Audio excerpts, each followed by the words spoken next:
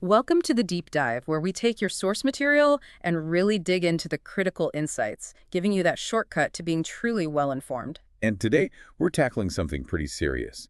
Imagine a silent threat.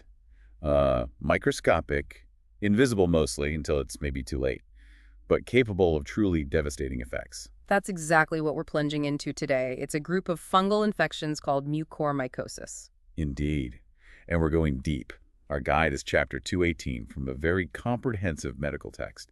It's packed with the kind of detail you need to really, truly understand this topic beyond just the surface level. And that's our mission today, isn't it? To go incredibly deep. We're not just asking what mucormycosis is. We want to know why it's so dangerous, who is most susceptible, how it actually manifests throughout the body. The huge challenges in diagnosis, which are significant, and then, of course, the cutting-edge, multifaceted ways medicine tries to fight back. Exactly. So by the end of this deep dive, you, our listener, should walk away with a professional level understanding. This isn't just a casual overview. Whether you're just fascinated by infectious diseases, or maybe you're seeking to understand these complex medical issues better, or you just want to grasp the real nuances.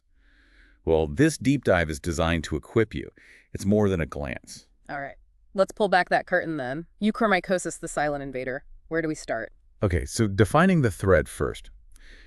Mucormycosis isn't just one thing. It's actually a group of pretty life-threatening infections.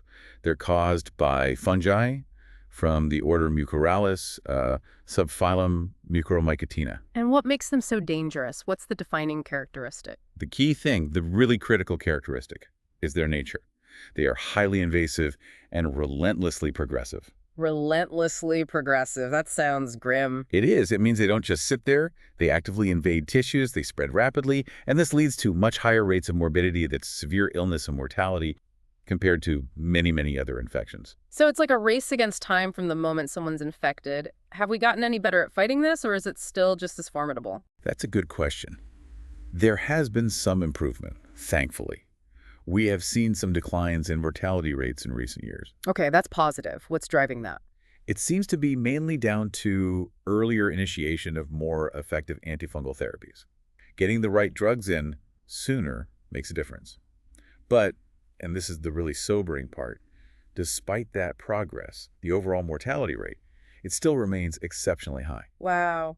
So even with better drugs, it's still incredibly deadly. Yes, often the sheer progression of the disease itself just outpaces the treatment. It really underscores how relentless these fungi are. We're making progress, yes, but the stakes are still incredibly high. That's a vital distinction. So you said it's a group of infections. What are the actual culprits, the specific fungi? Are there usual suspects? Absolutely. The Mucorales order itself is pretty diverse, actually. 7 families known to cause disease. But let's focus on the main players, especially in the Western Hemisphere. The most common species, the real usual suspects here, are Rhizopus, oryza, and Rhizopus delamar. Both are from the Mucormycosis family. These two are by far the ones we see most often. If you hear mucormycosis in North America or Europe, it's likely one of these. And are there others? Less common, but still out there causing trouble. Oh, definitely. Beyond Rhizopus, you've got Rhizopus microsporus, Rheomycorpucillus, Lithemia corymbifera, you might know that one by its older name, Absidia corymbifera. Right. Then there's Apophthegmyces elegans and various mucor species. And something we're seeing more of, especially in really immunocompromised patients, are cases caused by molds in the Cunningham-Malaceae family. So the landscape is kind of shifting a bit. It seems so. It reminds us that new threats, or maybe just newly recognized ones, can emerge. We have to stay vigilant. Does where you are in the world matter? Are different species more common in different places? Absolutely. Big time. Geographic variations are quite pronounced. For example, Apophthegmyces elegans is a major cause over in India, reflects local conditions perhaps. And then Mucor regularis is more common in China. We've even seen species pop up in specific outbreaks, like Apophthegmyces trapeziformis after that devastating tornado in Joplin, Missouri back in 2011. Tied to environmental disturbance. Fascinating. And speaking of recent events, we can't really talk about mucormycosis without touching on COVID-19. It became this huge superinfection issue, especially in India. What was the connection there? Did COVID itself make people vulnerable? That's one of the most critical and, frankly, concerning aspects recently. It really exploded as a superinfection during the pandemic, particularly in India. They even called it black fungus. Yeah, I remember that. But here's the context, and it's crucial. India was already considered hyperendemic for mucormycosis before COVID. Their baseline rates were like up to 70 times higher than the global average. 70 times. Wow, so they already had a huge problem. Exactly, a massive background rate. Now, did COVID-19 itself directly predispose people? That's actually not clearly established. It's not like, say, HIV directly enabling certain infections. So what was driving that massive spike during the pandemic then? The overwhelming evidence points to a perfect storm, really. The vast majority of those excess cases, in India and elsewhere, were strongly linked to a combination of two things. Diabetes mellitus, either pre-existing or newly diagnosed, often uncontrolled, and the widespread use of corticosteroids to treat severe COVID-19. Ah, the steroids. Yes. In fact, about a third of the Mucor cases in India during that time weren't even in COVID patients, which really drives home the power of those underlying risk factors, the diabetes and the steroid use, especially in a place where the fungus was already so common. COVID just put millions into that high-risk category simultaneously. That makes sense. It wasn't the virus itself, but the circumstances around it, the diabetes, the necessary treatments, and what type of mucormycosis were they mostly seeing? Since COVID is respiratory, was it mostly lung infections? You'd think so, right? Yeah. But counterintuitively, no. The vast majority of these COVID-associated cases were actually the rhino-orbital-cerebral type sinuses, eyes, brain. Really? Not the lungs. Pulmonary infection was surprisingly rare in that specific context and that pattern. It fits perfectly with diabetes and corticosteroid use being the main drivers, because those conditions are classically linked to the rhino-orbital-cerebral form. It strongly suggests those underlying factors may be exacerbated by the stress of the virus and the steroids, were the real culprits, not the virus directly causing a fungal lung issue. Okay, that really clarifies the COVID connection. It's more about the host's state. So let's dive into that vulnerability. If these mucorales fungi are, as you said, ubiquitous, they're literally everywhere, soil, dust, decaying stuff, why don't we all get sick? What makes certain people vulnerable? That is the absolute crux of the matter. We are constantly exposed, breathing them in probably. The difference maker is entirely the host's condition. Mucormycosis is fundamentally an opportunistic infection. It almost exclusively hits individuals with specific weaknesses in their defenses. Then what are those primary risk factors? What conditions open the door? The big ones are uncontrolled diabetes mellitus. And I'll stress again, even without full-blown acidosis, just high blood sugar is a major factor. Then you have solid organ transplant recipients, hematopoietic stem cell transplant, HSCT patients, people with prolonged neutropenia, that's a severe lack of key white blood cells. Right, the neutrophils. Exactly. Also, anyone on significant corticosteroid therapy and patients with certain cancers, especially leukemia. These are the main groups where we see this devastating infection take hold. Let's dig into that diabetes link a bit more. You keep emphasizing even without acidosis. Why is that nuance so important clinically? It's incredibly important because it's a potential diagnostic trap. Many patients who show up with mucormycosis are not in diabetic ketoacidosis, DKA. There might not even be acidotic at all. Okay. And what's more, sometimes the mucormycosis is the first sign that they even have diabetes or significant hyperglycemia. Maybe it was undiagnosed, or maybe it was unmasked or worsened by recent steroid use for something else like COVID or arthritis or whatever. So clinicians need to suspect it even without a known diabetes history if the blood sugar is high. Absolutely. You have to have a high index of suspicion. If someone presents with compatible symptoms, say sinus or eye issues, and they have hyperglycemia, even without diagnosed diabetes or acidosis, Mucor has to be on the differential diagnosis. It's a hidden risk. What about the stem cell transplant patients? You mentioned them. Is the risk highest when their counts are lowest during that neutropenic phase, or is there more to it? That's another fascinating point. You'd think the highest risk would be during profound neutropenia, right? Yeah, logically. But surprisingly, mucormycosis in HSCT patients develops just as often, maybe even more often, during the non-neutropenic periods. Really? Why is that? It seems to be largely due to the prolonged glucocorticoid treatment they often receive to manage graft versus host disease, or GVHD. Those steroids are powerful immunosuppressants in their own right, creating vulnerability even when the neutrophil count is recovering. So it's not just about the neutrophils. So it's not always about a completely wiped out immune system in the classic sense. Can someone who is otherwise healthy, immunologically normal, ever get mucormycosis? It's definitely rare, but yes, isolated cases do happen in seemingly healthy people. Yeah. But almost always, it's linked to a specific scenario. usually traumatic implantation. Like getting it directly into a wound. Exactly. Think severe injuries like from natural disasters, tornadoes, earthquakes where soil gets forced into tissues, or bad car accidents, combat injuries. Also, penetrating injuries with plant matter, like thorns.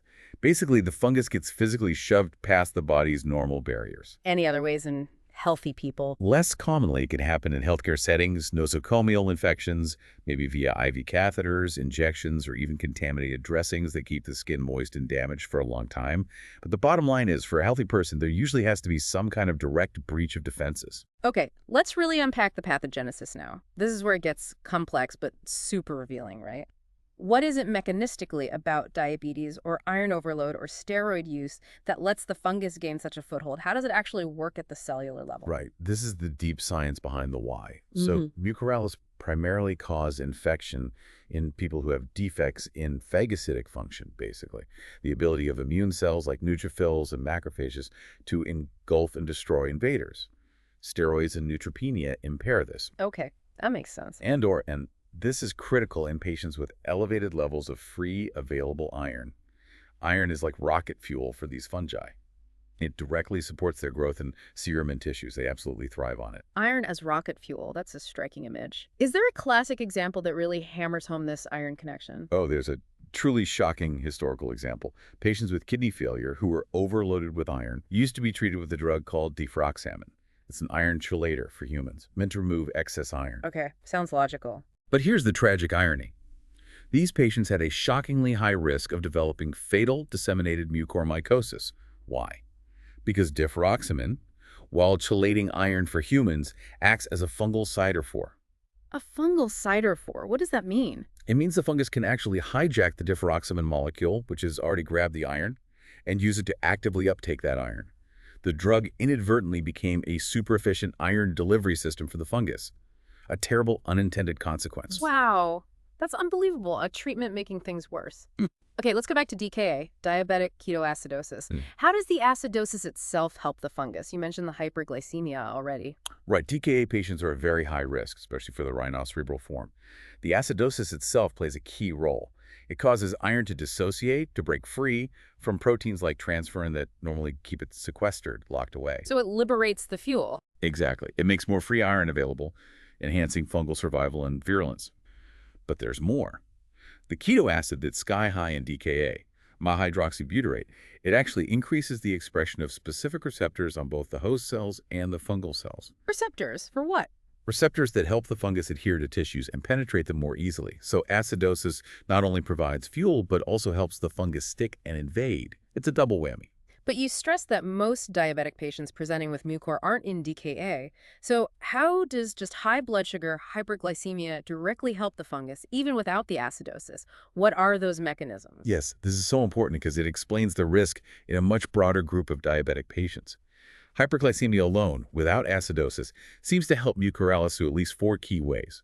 Think of it as 4 distinct advantages high sugar gives the fungus. Okay, let's hear them. First, hyperglycemia causes hyperglycation of those iron-sequestering proteins like transferrin. Basically, sugar molecules glom onto these proteins and mess up their ability to hold on to iron effectively. Result, more free iron available for the fungus. Okay, more fuel again. What's second? Second, high glucose, often working together with that increased free iron, causes upregulation of a mammalian cell receptor called GRP78. It's usually involved in cell stress responses, but it gets overexpressed on human cells. Why does that matter? Because, and this connects to the fourth mechanism, the fungus has a protein that binds to it. But before we get there, the third mechanism is that hyperglycemia seems to cause poorly understood defects in phagocytic function. It just makes our immune cells less effective at eating the fungus. Okay, so weaker defenses. And the fourth, connected to GRP78. Exactly. Hyperglycemia enhances the expression of a Mucorales-specific protein called COATH. This COATH protein is the fungus's key invader protein. It mediates host cell invasion by binding directly to that upregulated GRP78 receptor on our cells. So high sugar doesn't just feed the fungus, it literally helps it grab onto our cells and get inside. It's a multi-pronged attack enabled by the host's metabolic state. That's incredibly sophisticated interplay. Is there anything else the fungus itself brings to the fight? Beyond needing iron and having these invasion proteins, any specific weapons? Yes. There's another nasty piece of work, the mucormycosis toxin. This is a protein toxin produced by Mucormycosis that has structural and functional similarities to ricin, the highly potent plant toxin. Like ricin. Wow, what does it do? It's responsible for causing host cell death and contributes significantly to the massive tissue necrosis, the tissue death that we see in mucormycosis infections. It's a major virulence factor, directly killing our tissues. Understanding it is so crucial that it's actually being looked at as a potential therapeutic target. If we could neutralize mucormycosis, maybe we could reduce the devastating tissue damage. That's fascinating. A fungal toxin similar to ricin. Okay, one more thing on vulnerability. You mentioned breakthrough infections, getting mucor, even while on antifungal prophylaxis. How does that happen? Yeah, it seems totally counterintuitive, right? But it's a known significant risk. Patients getting antifungal prophylaxis with certain azoles, specifically itraconazole or voriconazole, might actually be at increased risk of developing mucormycosis. Increased risk. Why? Because those specific drugs, while great against many other fungi like Aspergillus, generally have poor or no activity against mucormycosis. So by suppressing the other susceptible fungi, they essentially clear the way, creating an ecological niche for the resistant mucormycosis to grow without competition. So they inadvertently select for mucor. Precisely. And when these breakthrough infections happen, they often present as disseminated disease spreading throughout the body, which is the most lethal form. We've also seen breakthrough cases, though perhaps less commonly, with posaconazole, isofluconazole, or even echinocandin prophylaxis. It's a reminder that no prophylaxis is perfect, and these fungi are tough customers. Okay, so that covers the who and why. Let's move to the how. How does mucormycosis actually manifest? What does it look like clinically? You mentioned 5 main syndromes. That's right. Mucormycosis typically presents as one of 5 main clinical syndromes. Rhino-orbital-cerebral, that's sinuses, eyes, brain, pulmonary lungs, cutaneous skin, gastrointestinal gut, and disseminated, spread throughout the body. But it could theoretically affect anywhere. Theoretically, yes. Any body site can be involved. But crucially, as we touched upon, patients with specific types of immune defects tend to develop specific syndromes. It's not random. Like diabetes linking to the rhino-orbital-cerebral form? Yeah. Exactly. That's the most common form worldwide, predominantly in diabetics, but also seen in transplant patients, often those with steroid-induced diabetes. So what are the first signs of this rhino-orbital-cerebral or ROC form? Are they obvious? Unfortunately, the initial symptoms are often really nonspecific.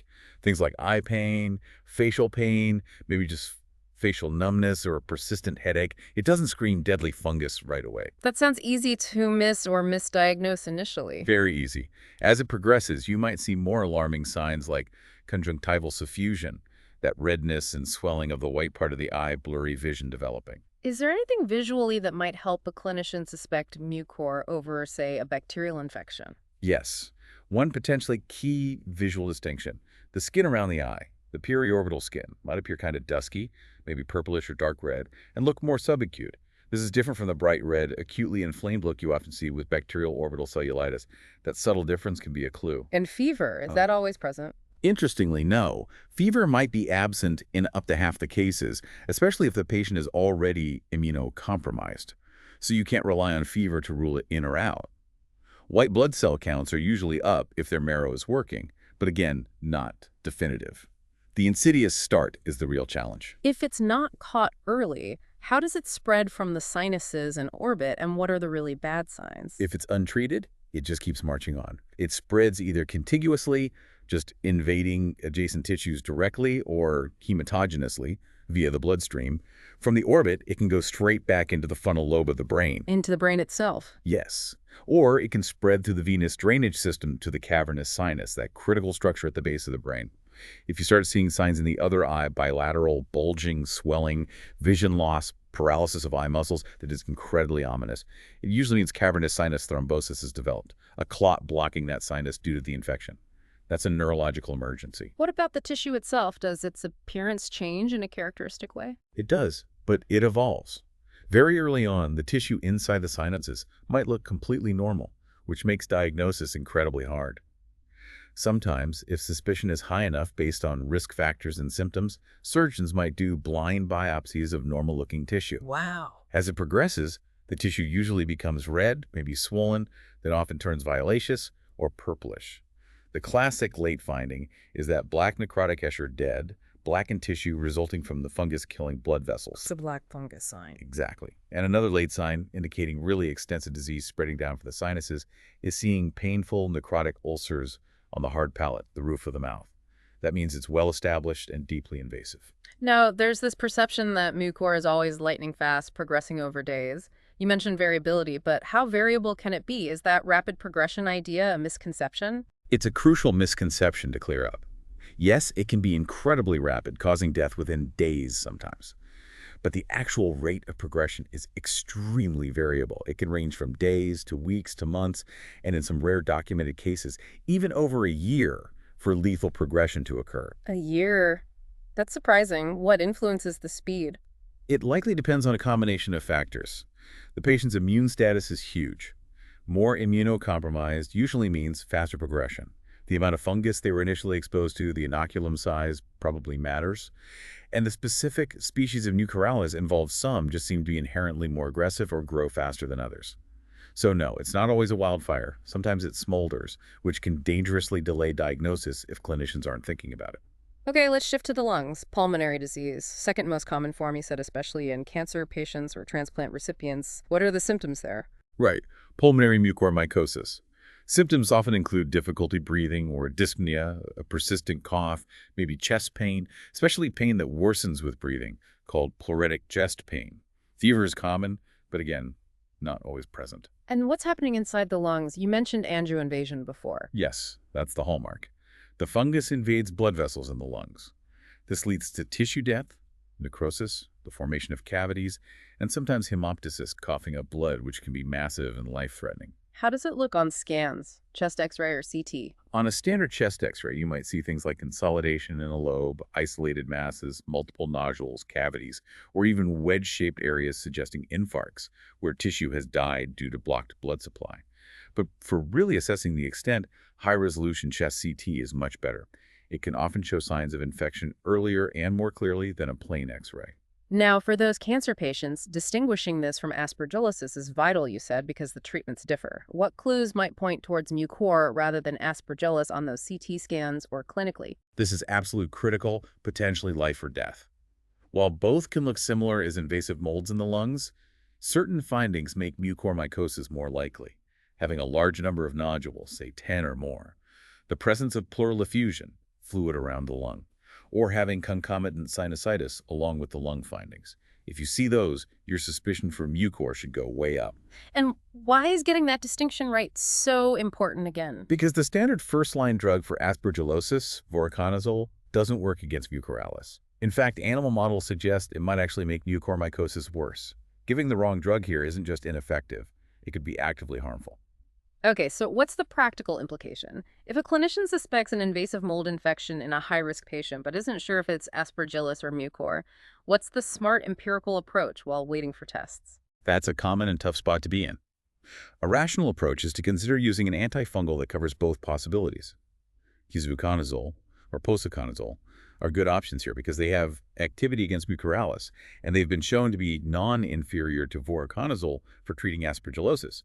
So they provide broader coverage. That makes sense. Cover your bases. Exactly. Or, alternatively, you might start with isovuconazole or posaconazole alone if mucor seems less likely but still possible. You also have to remember the possibility of dual infection, having both aspergillus and mucormycosis at the same time, especially in severely compromised patients. That adds another layer of complexity. Right. Okay, moving to the skin cutaneous disease. How does the fungus typically get into the skin? Cutaneous mucormycosis can happen in two main ways. Either through external implantation, the fungus gets directly introduced into the skin from the outside, or through hematogenous dissemination, meaning it spreads to the skin via the bloodstream from an infection elsewhere in the body. And what kind of situations lead to that external implantation? It's quite varied. Direct soil contamination of wounds, from trauma car accidents, natural disasters, combat injuries, penetrating injuries from plants like thorns, even things in healthcare settings, contaminated injections, IV catheter sites, dirty surgical dressings. Even the adhesive tape used to secure breathing tubes has been implicated. It just highlights how easily these spores can get in if there's a break in the skin. How serious is the skin form? Can it stay superficial or does it tend to dig deep?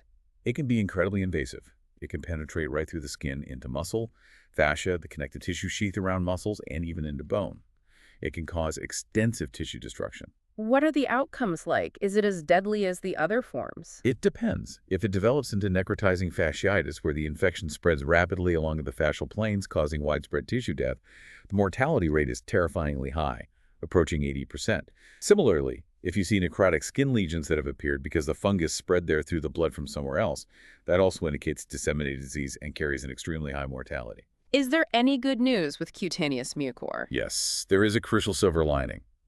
For isolated cutaneous mucormycosis, especially if it's caught early and is relatively superficial, if it can be treated with prompt and aggressive surgical debridement, cutting away all the infected tissue, the prognosis is actually quite favorable and the mortality rate is low. Surgery is absolutely key here. Okay, let's talk about the gut gastrointestinal mucormycosis. Where does that usually happen and who gets it? Historically, GI mucor was mainly seen in premature babies, often as part of disseminated disease. But now, it's more commonly seen in adults with neutropenia, those on long-term steroids, or with other severe immune deficiencies. Any other routes of infection for the GI tract? Yes.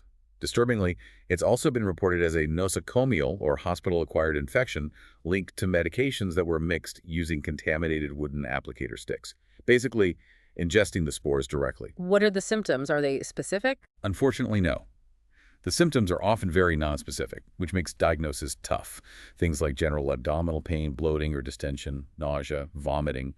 Gastrointestinal bleeding is pretty common. Sometimes during an endoscopy, you might actually see fungating masses like fungal tumors growing in the stomach. And what's a worst-case scenario with GI mucor? The most feared complication is visceral perforation. The fungus eats a hole right through the wall of the stomach or intestine. That carries an extremely high mortality rate, almost always fatal without emergent intervention. Finally, the disseminated and miscellaneous forms. This is when it's really spread everywhere. Yes, hematogenously disseminated mucormycosis means the fungus got into the bloodstream from a primary site, lungs, sinuses, skin, gut, wherever, and has now set up shop in distant organs. Where does it typically spread to? The most common and often most devastating site of dissemination is the brain. But you can find metastatic lesions, new spots of infection, in almost any organ: liver, spleen, kidneys, heart, even eyes. And the prognosis here? It's grim. Mortality rates for widely disseminated mucormycosis exceed 90%. It's incredibly difficult to treat, partly because the underlying condition allowing it to spread is usually severe, and partly because surgically removing all the infected foci when it's in multiple organs is often impossible. Are there any other odd places it can show up? Oh, yes. It's been reported in bones, the mediastinum, the chest cavity between the lungs, the trachea, windpipe, kidneys, the peritoneum, lining of the abdomen, especially with dialysis, the scalp, causing something called a carrion, and even isolated infections just in the teeth. It truly can go almost anywhere given the right or perhaps wrong circumstances. Given how aggressive this is and how nonspecific the symptoms can be, diagnosis sounds like a huge challenge. Getting it right quickly must be paramount. Absolutely. The single most important thing is maintaining a high index of suspicion. You have to think about it, especially those high-risk patients. How often is it missed? Alarmingly often. Autopsy studies have shown that up to half of mucormycosis cases are only diagnosed after death. That statistic really highlights the difficulty in catching it while the patient is alive and treatable. Wow. So how do you make a definitive diagnosis if you do suspect it? Because these Mucorales fungi are everywhere in the environment, just finding them isn't enough. A definitive diagnosis requires getting a positive culture from a normally sterile site. Think a needle aspirated fluid, a tissue biopsy, pleural fluid from around the lungs, or alternatively, seeing clear histopathologic evidence of the fungus actually invading tissue in a biopsy sample. What if you find it in a non-sterile site, like sputum or a sinus swab? Does that count? That's considered a probable diagnosis, not definitive. If you get a positive culture from a non-sterile site, or you see the fungus on the surface in a biopsy but can't confirm invasion, and the patient has the right risk factors, clinical signs, and suggestive imaging, that's usually enough to strongly suspect it, and crucially, to start treatment empirically while you try to get that definitive confirmation. You can't afford to wait. Okay, let's talk about that histopathology. You said it's key. What are the pathologists actually looking for under the microscope? What makes Mucorales look unique? This sounds really interesting. It is. Histopathology is often the gold standard here. Pathologists are looking for very characteristic features. These fungi have wide, Hyphae, the fungal filaments. They're typically quite broad, maybe 6 to 30 micrometers across. They look thick-walled, often described as ribbon-like, and they are classically aseptate, meaning they lack regular internal cross walls or septa. Ribbon-like and aseptate. Okay. And another key feature is how they branch. They tend to branch irregularly, often at wide angles, sometimes close to 90 degrees, or right angles. This whole combination wide, ribbon-like, aseptate, right-angle branching is pretty distinctive for Mucorales. How does that compare to other fungi, like Aspergillus, which you mentioned needing to differentiate from? That's the critical comparison. Other common molds like Aspergillus, Fusarium, or Cetosporium usually do have septa. Their hyphae are also generally thinner, more like 3 to 6 micrometers wide, and they typically branch at sharper, acute angles around 45 degrees. Seems clear enough. Are there any pitfalls? Can they look similar sometimes? There is an important caveat. Sometimes, tissue folding during processing can create artifacts that look like septa in Mucorales, and the folding might also distort the branching angle. So while septation and branching angle are useful clues, the most reliable distinguishing features are really the width Mucorales are significantly wider and that characteristic ribbon-like appearance. What about stains? Do certain stains work better for seeing them? Yes, Mucorales usually show up best with stains like periodic acid Schiff, PAS, or hematoxylin and eosin, H&E. Interestingly, methenamine silver, which is a go-to stain for many other fungi, often doesn't stain Mucorales optimally, so the choice of stain matters too. Okay, so biopsy is key. What about other tests, molecular tests like TCR, or just standard fungal cultures? Well, Mucorales-specific PCR assays exist, and they can be very useful, offering potentially rapid results. But currently, none are FDA approved specifically for diagnosing mucormycosis in the U.S., which kind of limits their role as a definitive standalone test in many clinical settings. And culture. You'd think if you biopsy infected tissue, it would grow easily. That's the surprising and frustrating part. Cultures are positive in fewer than half of cases where mucormycosis is confirmed by histology. Fewer than half. But you said they grow quickly. Why is the sensitivity so low? It seems paradoxical, doesn't it? They aren't particularly fussy, and they do grow fast, usually within 2 to 4 days. The most likely explanation is their physical structure. Those long, wide, ribbon-like hyphae are actually quite fragile. Standard lab procedure for processing tissue for culture often involves homogenization, basically grinding up the tissue. This mechanical grinding likely kills or destroys the delicate fungal filaments. So the standard process actually kills the fungus you're trying to grow? It seems that way. So, here's a practical tip. If you strongly suspect mucormycosis, you need to tell the microbiology lab explicitly. They should be advised not to homogenize the tissue sample. Instead, they should mince it or cut it into small pieces and place those directly onto the culture media. That makes sense. Anything else for improving culture yield? Yes, incubation temperature matters. Different Mucorales species have slightly different optimal growth temperatures. So it's best practice to incubate cultures at both room temperature, around 25 degrees, and body temperature, 37 degrees C, to maximize the chance of catching whatever species might be present. Okay, beyond the lab, what about imaging? CT scans, MRIs? Can they give you the diagnosis, or are they often misleading? Imaging is essential for seeing the extent of disease, but often the findings are subtle and can really underestimate how far the infection has actually spread. That's a major pitfall. How so? What do you typically see in, say, the rhino-orbital-cerebral form? Often, the main finding on CT or MRI of the sinuses is just sinusitis, inflammation, which can look identical to common bacterial sinusitis. Even if the fungus is eroding through bone into the orbit, that bone erosion is often not visible in the CT scan, even when it's clearly happening clinically. So the CT can look deceptively normal regarding invasion. Is MRI better? MRI is generally more sensitive than CT for picking up orbital and central nervous system involvement, probably around 80% sensitive.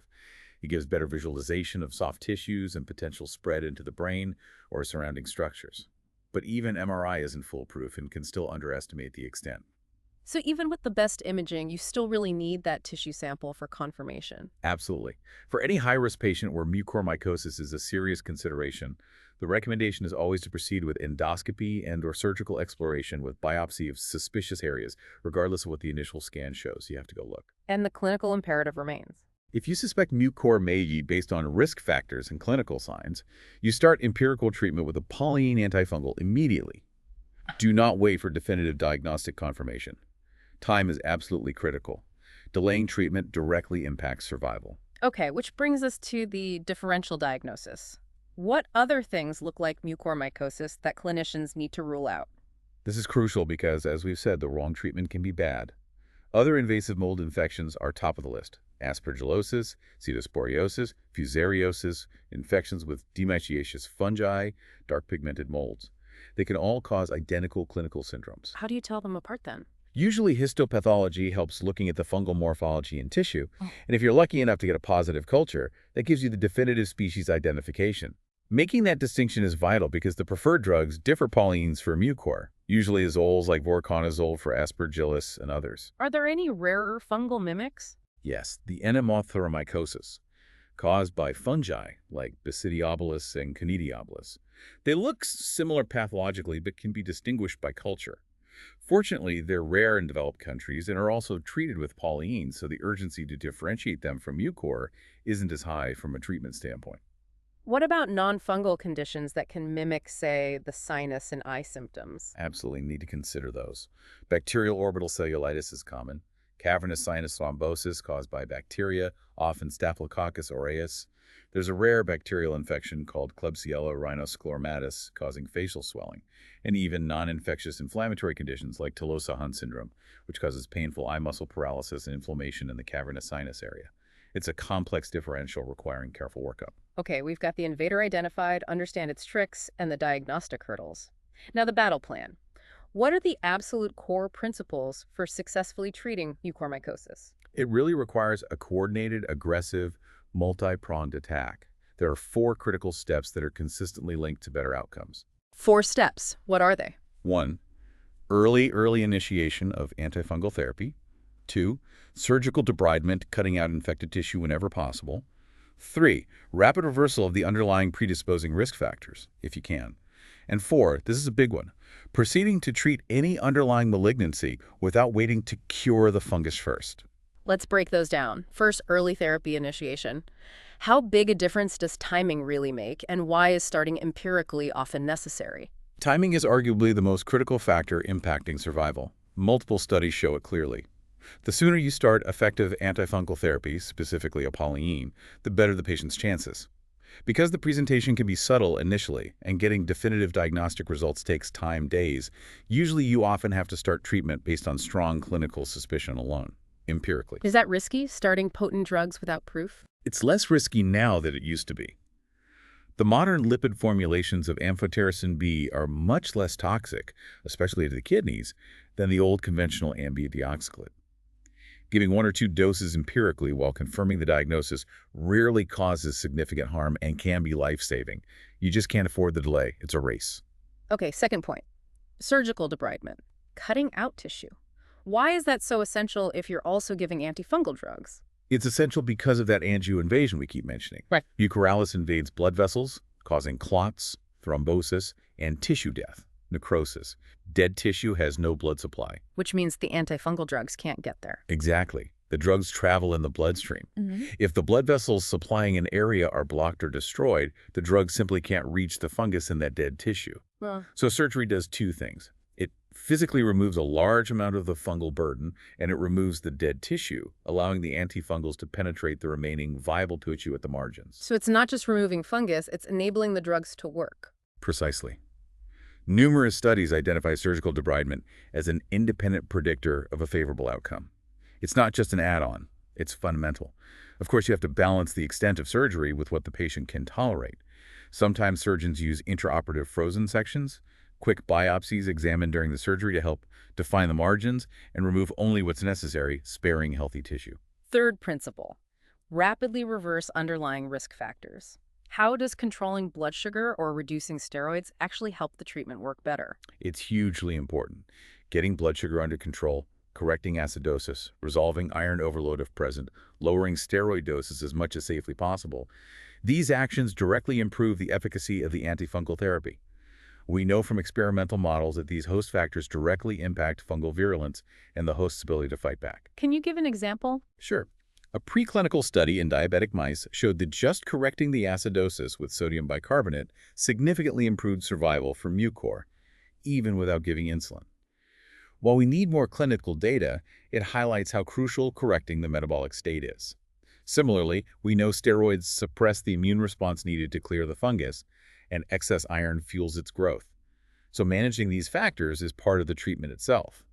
You even have to be careful with things like blood transfusions, because they can release free iron. Okay, the fourth principle sounds controversial. Treating underlying cancer without waiting for the mucor to be cured. Why is this so important, and what's the common error here? This addresses a very common and potentially fatal misconception. The ingrained belief among many clinicians is that you absolutely must eradicate the fungal infection completely before you can safely give chemotherapy or proceed with a stem cell transplant for the underlying cancer. That sounds cautious, maybe logical on the surface. It sounds cautious, but it often leads to critical delays in treating the cancer. And the harsh reality is, delaying potentially curative cancer treatment while waiting to cure the mucor often allows the cancer to progress beyond control. So let's unpack those three fallacies the source mentions. Why is waiting often the wrong approach? Right, understanding these is key to shifting the paradigm. Fallacy number 1. Believing that mucormycosis can be definitively eradicated by antifungals alone before the immune system recovers. The truth is, the infection likely won't be fully cleared until near-normal immunity is restored. Antifungals act more like a holding action, suppressing the fungus while the underlying issue is fixed. They aren't usually curative by themselves in a profoundly immunocompromised host. Okay, so antifungals by time they don't cure alone. What's fallacy two? Believing that aggressive chemotherapy or transplant is simply impossible or too dangerous during active fungal infection. The reality is, modern antifungals can often halt the progression of mucor, at least temporarily.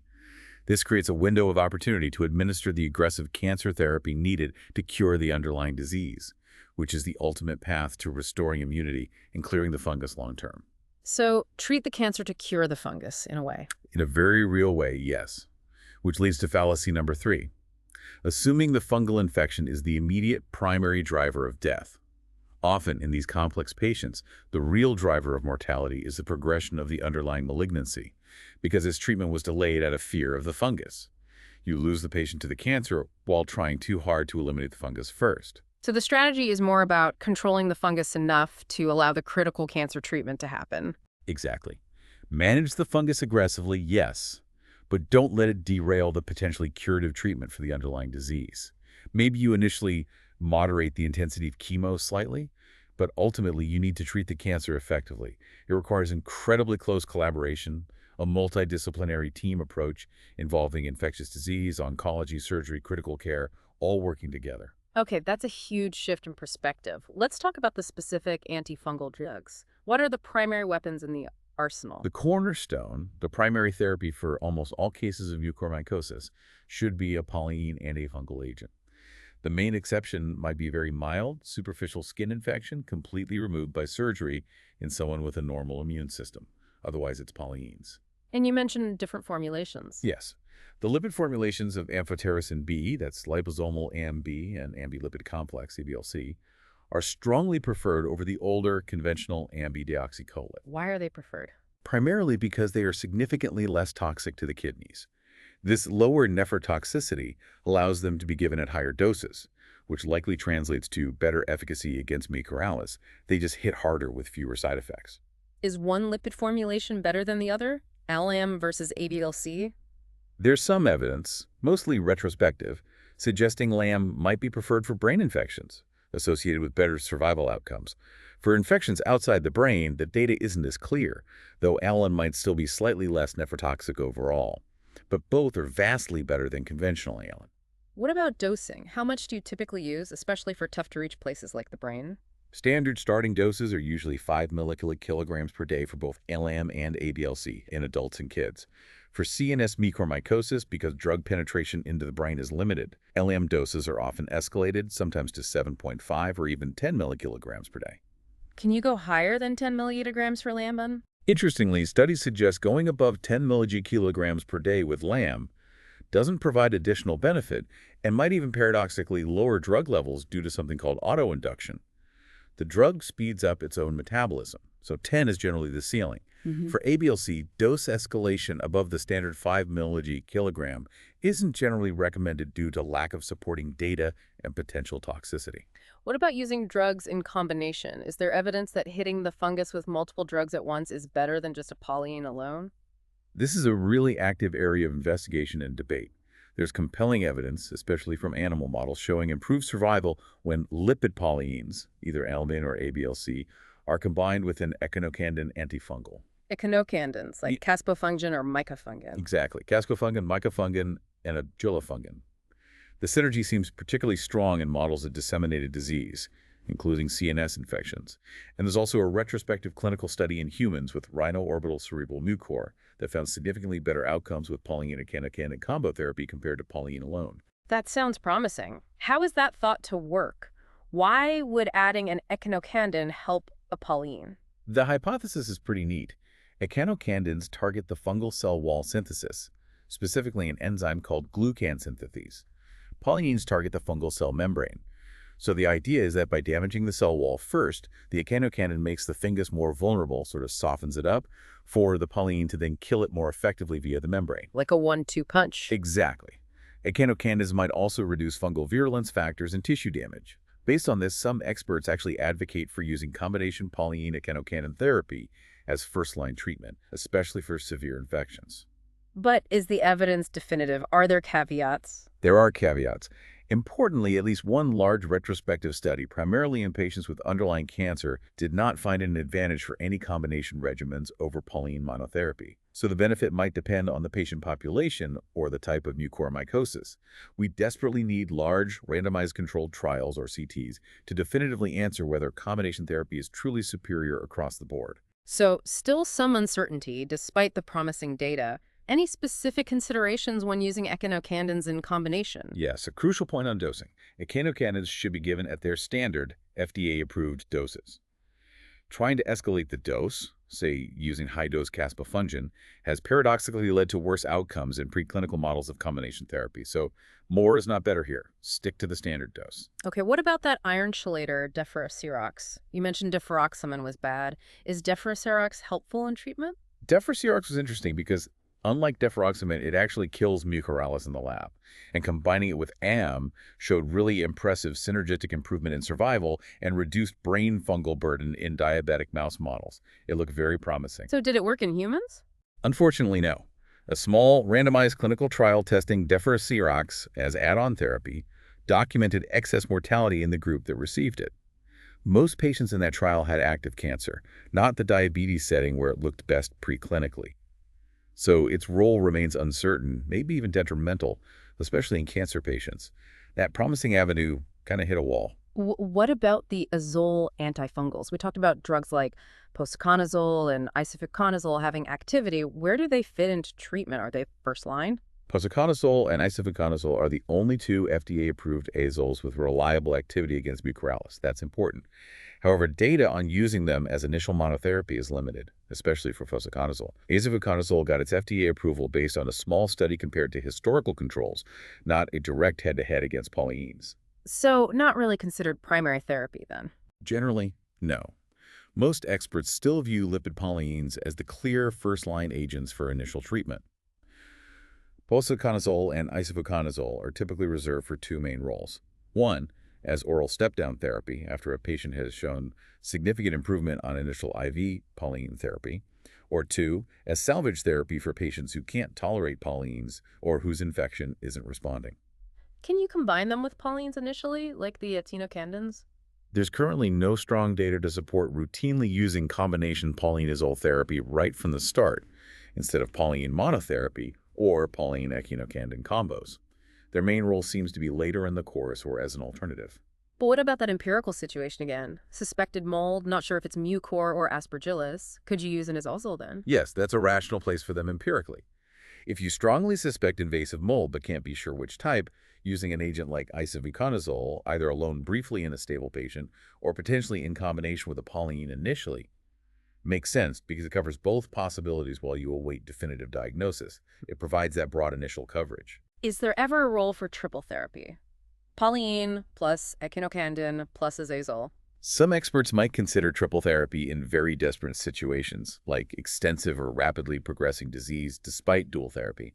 But there's really very limited efficacy data to support this approach, and no evidence showing it's superior to monotherapy or standard dual therapy. It's more of a kitchen sink approach born out of desperation.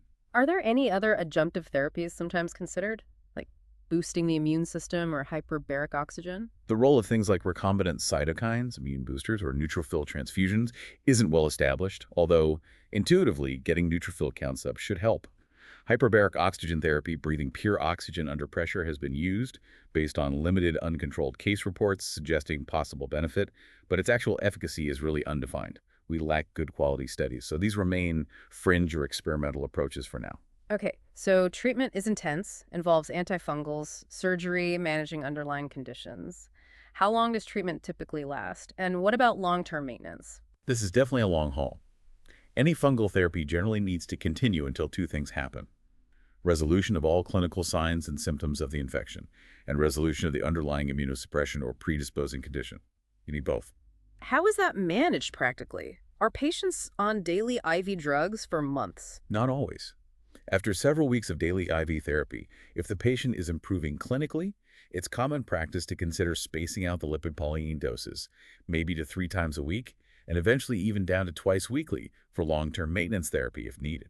What if the underlying immunosuppression can't be resolved, like in a transplant patient who needs lifelong anti-rejection drugs? In those cases, secondary antifungal prophylaxis is usually continued for as long as the patient remains significantly immunosuppressed. Often, stepping down to an oral azole like posaconazole or isovuconazole for this chronic suppression is a reasonable alternative to long-term IV polyenes, although you might need to switch back to polyenes during periods of particularly deep immunosuppression like profound neutropenia.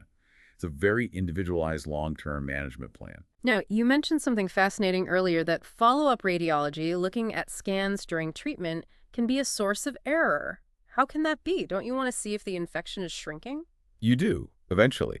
But this is a really important counterintuitive point learned from studies like the Defeat Mucor trial.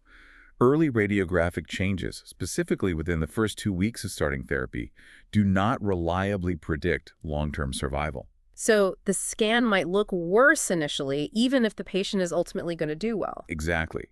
The infection site might even appear larger or develop cavitation holes early on. This can panic clinicians into thinking the treatment isn't working and lead them to switch therapies prematurely, potentially abandoning an effective regimen. Why would it look worse if treatment is working? It might reflect the body's immune system starting to react to the fungus, especially if the patient is recovering from neutropenia or their immunosuppression is being reduced. That inflammatory response cleaning up the dead fungus and tissue can actually look like progression on the scan initially. For instance, CNS mucor lesions often cavitate over time as part of the healing process, not necessarily failure. So the key takeaway for long-term management is? Put more emphasis on the clinical response. How is the patient actually doing? Are their symptoms improving? Are they getting stronger? Especially in those first crucial 2-4 weeks, the clinical picture should carry more weight than potentially misleading early radiographic changes. Don't chase the scan too early, treat the patient. Finally, let's talk prognosis. Despite all these challenges and aggressive treatments, is there real hope for patients with mucormycosis? Or is it still mostly a death sentence? There is absolutely hope, and the prognosis has genuinely improved substantially over the last couple of decades thanks to these aggressive approaches: early diagnosis, lipid polyene, surgery, better supportive care. Even for the really scary forms, like CNS infection. Yes, even CNS infection, which used to be almost uniformly fatal, is now often successfully treated. The ultimate key driver of outcome, though, still comes back to whether you can control or reverse the patient's underlying predisposing condition. Get the diabetes controlled, get the immune system recovered, that's when you see the best chances of survival. It's a tough fight, but it's increasingly winnable. Just for context, how does that compare briefly to outcomes for something like invasive aspergillosis, which the source also mentions? It's a useful comparison. Invasive aspergillosis is generally considered curable if the patient's immune system recovers. His mortality is still high, maybe 30–70% even with treatment, but near 100% if missed. Certain forms of aspergillus, like brain infection or in severely compromised hosts, have very poor outcomes, similar perhaps to bad mucor cases. Chronic forms of aspergillus also carry long-term mortality. It highlights that while mucor outcomes have improved, it remains one of the most formidable fungal foes, often with outcomes critically dependent on fixing the underlying host problem, perhaps even more so than some other fungal infections. Wow. We have truly gone deep today into mucormycosis. From its hidden origins and insidious way of taking hold, through its diverse and dangerous manifestations, the tricky path to diagnosis, and the complex all-out battle plan for treatment. I feel like you, our listener, now have a genuinely masterful grasp of this challenging infection. Absolutely. And this deep dive really underscores not just the power of these microscopic organisms, but the incredibly delicate balance of our own immune systems, Right. our underlying health. It's all about that intricate interplay between the vulnerable host and the opportunistic pathogen. It makes you think, doesn't it, about our own vulnerabilities, maybe hidden ones, and also about the incredible progress science is making against these relentless diseases. But also, what does this connection, especially how Mutor piggybacked on diabetes during COVID, tell us about broader public health? How managing chronic conditions is also about preventing opportunistic infections. That's a profound takeaway.